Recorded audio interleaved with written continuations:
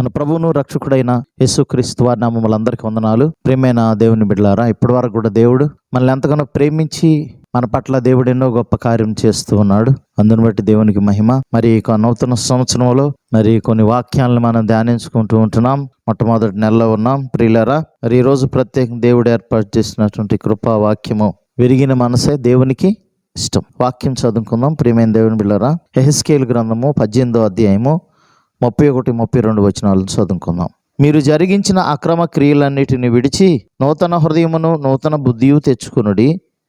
ఇశ్రాయేలీయులారా, మీరెందుకు మరణము నొందుదురు? ఇదే ప్రభువగు యెహోవా వాక్కు. మరణము నొందువాడు మరణము నొందుటను బట్టి నేను సంతోషించువాడను కాను. కావున మీరు మనసు తిప్పుకొనుడి, అప్పుడు మీరు బ్రతుకుదురు. ఇదే ప్రభువగు యెహోవా వాక్కు. ప్రియమైన దేవుని బిడ్డలారా, ఇక్కడ మనం గమనించినట్లయితే మీరు జరిగించిన అక్రమ క్రియలన్నిటినీ విడిచి అంటున్నాడు. మరి ఇశ్రాయేలీయులు దేవుని ఎంతో బాధ పెట్టారు, దుఃఖ పెట్టారు. వారిని దేవుడు ఎన్నోసార్లు క్షమిస్తామన్నాడు, కానీ మరలా తప్పులు చేస్తూ దేవుణ్ణి బాధ పెడతానే ఉన్నాడు. కాబట్టి దేవుడు ఎన్నో ఛాన్స్లు, ఎన్నో అవకాశాలు ఇస్తామన్నాడు. కాబట్టి మరొకసారి దేవుడు వారందరితో మాట్లాడుతూ ఉన్నాడు. ఏమని? అక్రమ క్రియలన్నింటినీ విడిచి నూతన హృదయం నూతన బుద్ధి తెచ్చుకోమంటున్నాడు. ఆల్రెడీ యెహెజ్కేలు గ్రంథంలోనే మనం చూస్తాం. 36వ అధ్యాయం 26వ వచనంలో ఆయనే నూతన హృదయాన్ని ఇస్తానని దేవుడు తెలియజేస్తూ ఉన్నాడు. రాతి గుండెని తొలగించి మాంసపు గుండెని ఇస్తానంటున్నాడు. కాబట్టి దేవుడే ఇస్తానంటున్నాడు. అన్నీ మనం తెచ్చుకునేది ఏమీ లేదు. మనము దేవుడిని అడిగితే మనస్ఫూర్తిగా దేవుడు ఖచ్చితంగా మన మనసును మారుస్తాడు. మనకు కావాల్సిన ప్రతిది కూడా దేవుడు ఇస్తాడు. మన అతిక్రమ క్రియల నుంచి దేవుడు దూరపరుస్తాడు. కాబట్టి ప్రియమైన దేవుని బిడ్డలారా, మీరు ఎందుకు మరణము నొందుదురు? ఇదే ప్రభువు యెహోవా వాక్కు. బైబిల్లో మాట ఉంటుంది. రోమీలకు రాస్తూ పౌలు అంటాడు, పాపం వలన వచ్చు జీతము మరణము అంటున్నాడు. చూడండి ప్రియమైన దేవుని బిడ్డలారా, జనరల్గా ప్రతి వారు ఈ భూమి మీద విడిచి వెళ్ళిపోవాల్సిందే. అది మరణం, సహజ మరణం. కానీ రెండవ మరణం గురించి మాట్లాడుతూ ఉంది బైబిల్లో ఎక్కువగా. రెండవ మరణం అంటే ఏంది? అది ఆత్మకు సంభవిస్తుంది. ఆ దేహ ఆత్మలు రెండు కలిగి నరకంలో వేయబడతాడు. కాబట్టి ఆ నరకం అనగా రెండవ మరణం నుండి తప్పించబడాలనేది దేవునికి ఉద్దేశం. కాబట్టి మన అతిక్రమ క్రియలను విడిచిపెట్టి మన మారుమనసు పొందితే దేవుడు మన పట్ల గొప్ప కార్యం చేస్తానంటున్నాడు. అక్కడ అన్నాడు, మరణము నొందువాడు మరణము నొందుటను బట్టి నేను సంతోషించువాడును కాను అంటున్నాడు. దేవుడు నిజంగా మరణానికి నరకానికి దగ్గరగా ఉంటే ఆయన సంతోషిస్తాడా? సంతోషించడు. ప్రియమైన దేవుని బిడ్డలారా, కాబట్టి మనము మారుమనసు పొంది మన పాపాలు ఒప్పుకుని దేవుని యొద్ద క్షమాపణ అడిగి దేవుని దగ్గరకు వస్తే ఆయన చాలా సంతోషిస్తాడు. అంతేకాదు పరమందు ఉన్నటువంటి దేవదూతలు కూడా సంతోషిస్తారని బైబిల్ తెలియజేస్తూ ఉంది. కాబట్టి ప్రియమైన దేవుని బిడ్డలారా, మరొక అవకాశం ఇస్తామన్నాడు వారికి. కావున మీరు మా మనసు తిప్పుకొనుడి, అప్పుడు మీరు బ్రతుకుదురు. ఇదే ప్రభువు యెహోవా వాక్కు అని అంటున్నాడు. అంటే ఏమంటున్నాడంటే, మీరు బ్రతకాలంటే మరలా మీ మనసుని తిప్పుకోండి నా వైపు అంటున్నాడు. నా వైపు మీరు తిరగండి, నేను మీ వైపు తిరుగుతానండి దేవుడు తెలియజేస్తున్నాడు. ప్రియమైన దేవుని బిడ్డలారా, 51వ కీర్తనలో మనం చూస్తాం. భక్తుడైన దావీదు చేసిన పాపాన్ని బట్టి తను దేవుని దగ్గరకు వచ్చి తన పాపాలు ఒప్పుకుంటూ ఉంటున్నాడు. నీ కృపా బాహుళ్యం నన్ను కరుణించమంటున్నాడు. నా అతిక్రమలు తుడిచివేయమంటున్నాడు. నా దోషం పోనట్లు నన్ను బాగా కడుగుమంటున్నాడు. నా పాపం పోనట్లు నన్ను పవిత్రపరచమంటున్నాడు.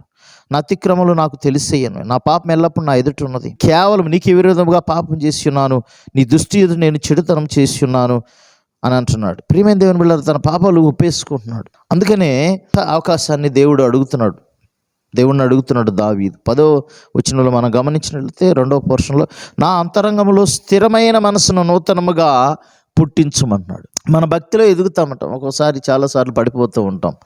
మరలా తిరిగి దేవుని దగ్గరకు వస్తాం, మరలా పడిపోతాం, మరలా దేవుని దగ్గరకు వస్తాం. ఇవన్నీ జరుగుతూ ఉంటాయి. పడిపోవటం అనేది, నీతిమంతులు 7 మార్లు పట్ల తిరిగి లేస్తారని బైబిల్ చెప్తుంది. ఆ రీతిగా దావీదు ఏమని అడుగుతున్నాడంటే, స్థిరమైన భక్తిని నాకు సహాయం చేయమంటున్నాడు. స్థిరమైన మనసును దయచేయమని, నా అంతరంగంలో పుట్టించమని ఆయన అడుగుతూ ఉన్నాడు, ప్రార్థన చేస్తున్నాడు దేవుణ్ణి. అంతేకాదు 12వ వచనంలో 2వ పోర్షన్లో, సమ్మతి గల మనసు కలుగు చేసి నన్ను దృఢపరచుము అంటున్నాడు. ఏమంటున్నాడు ఇక్కడ? స్థిరమైన మనసు ఒకటి అడుగుతున్నాడు, సమ్మతి గల మనసు యాక్సెప్టెన్స్ అంటే పాపమును విడిచిపెట్టి పరిశుద్ధుడిగా జీవించడానికి, నీతిమంతుడిగా బ్రతకటానికి నాకు సమ్మతి గల మనసు దయచేయి ప్రభు అని ప్రార్థన చేస్తున్నాడు. అంతేకాదు విరిగి నలిగిన మనసు దేవునికి ఇష్టమైన బలి కాబట్టి అలాంటి విరిగి నలిగిన మనసు నాకు దయచేయమని ప్రార్థన చేస్తూ ఉన్నాడు. 17వ వచనంలో అంటాడు, విరిగిన మనసే దేవునికి ఇష్టమైన బలులు అంటున్నాడు. కాబట్టి ప్రియమైన దేవుని బిడ్డలారా, భక్తుడైన దావీదు ఎప్పుడైతే తన పాపాలు ఒప్పుకుని ఇవన్నీ అడిగాడో, తిరిగి మరలా తను ఏ రక్షణానందాన్ని కోల్పోయాడో, ఏ సంతోషాన్ని కోల్పోయాడో ఆ సంతోషాన్ని తిరిగి పొందుకోగలిగాడు ప్రియులారా. కాబట్టి అదే హెస్కేల్లో చెప్తా ఉన్నాడు, మీ మనసు తిప్పుకొనుడి అంటున్నాడు. ప్రియమైన దేవుని బిడ్డలారా, మనకు తెలుసు ఆత్మానుసారమైన మనసు నిత్య జీవాన్ని కలుగుతుంది, సమాధానాన్ని ఇస్తుందని రోమీయులకు రాసిన పత్రికలో 8వ అధ్యాయంలో తెలియజేస్తూ ఉంటాడు. సమ్మతి గల మనసు అంటాడు, కొరింథీ రాసిన పత్రికలు అంటాడు, సిద్ధమైన మనసు అంటున్నాడు. కాబట్టి ప్రియమైన దేవుని మన మనసును ప్రభు దగ్గరకు తీసుకురావాలి, మన మనసును ఆయనకి ఇచ్చేసేయాలి. ఆయన మనల్ని బలపరుస్తాడు, భద్రపరిచి రక్షణార్థమైన మారు మనసునిచ్చి తద్వారా ఆయన సన్నిధిలో ఆయన బిడ్డలుగా అభిషేకిస్తాడు. దేవుడి పరిశుద్ధ వాక్యం దీవించిన గాక. ఆమెను ప్రార్థన చేసుకుందాం. మమ్మల్ని మిక్కిలిగా ప్రేమించిన ప్రియ పరలోకపు తండ్రి వందనాలు. ప్రియ బిడ్డలను దీవించండి ప్రభు. మా ప్రియులు ప్రతి బిడ్డను కూడా మీరు ఆకర్షించండి. నశించిపోయి అనేక ఆత్మలను మీరు రక్షించండి. ఎవరు నశించిపోకుండా మీకు ఇష్టము కాదు, అందరూ అంతటిని మారు మనసు పొందాలని మీ ఉద్దేశం, మీ చిత్తం. ప్రతి బిడ్డలు మీరే బలపరచండి. ప్రతి బిడ్డ పట్ల మీ ప్రత్యేకమైన కృప ఉంచి కనికరం ఉంచమని ప్రార్థన చేస్తున్నాం. యేసు మీకే వందనాలు. సహాయం ఇచ్చేయండి. నూతన సంవత్సరంలో మేము ఉంటున్నాం అయ్యా. ఇదిగో మీరు మరణం అవటం నాకు ఇష్టం లేదంటున్నారు అయ్యా.